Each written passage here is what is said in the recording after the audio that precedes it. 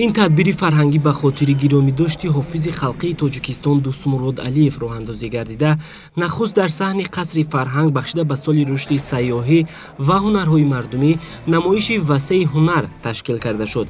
در آن نسل نورس منظره‌های زیبای دیار و آب‌های مصفای وطن را با طبیعت نوتکرارش تصویر نمودند. وایسی قید است که اعضایان محفل‌های این مکتب صنعت توانستند بهترین نمونه‌ها را از جریان محفل‌هایشان منظوری تماشابینان گردانند که واقعا جالب و دیدنی بودند. اینچنین فضای صنعت و نمایش اسباب‌های موسیقی در این مکان طنین انداز بود.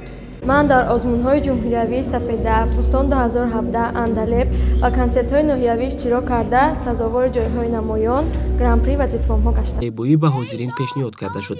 طور مشاهده گردید این غنچه‌های صنعت در این بارگاه هنر نازکی‌های صنعت موسیقی از جمله نوازندگی، سرایندگی، رقاصی و دیگر سمت‌های ساحه فرهنگ را می‌آموزند و پیوسته کوشش می‌کنند که چون استادان ساحه صنعت به کمال رسند.